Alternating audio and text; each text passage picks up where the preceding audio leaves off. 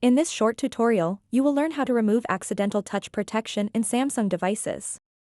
Accidental touch protection is a feature that prevents unintended touches on the screen from being registered as commands.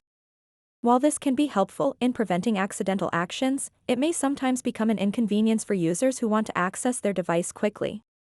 If you want to remove accidental touch protection on your Samsung device, don't worry, it's actually quite simple. To get started, swipe down from the top, just like this, and then tap on the gear icon at the top right corner of the screen. Once you are on the settings page, scroll down a bit and tap Display.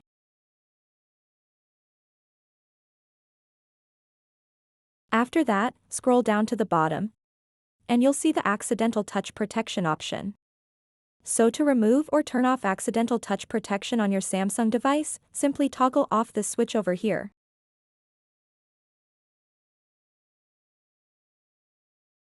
So that wraps up this tutorial. If you have any questions about this whole process, please let me know in the comments section below. And if this video helped you out, please give it a big thumbs up and subscribe to this channel for more tutorial videos like this one. Thank you so much for watching and have a good day.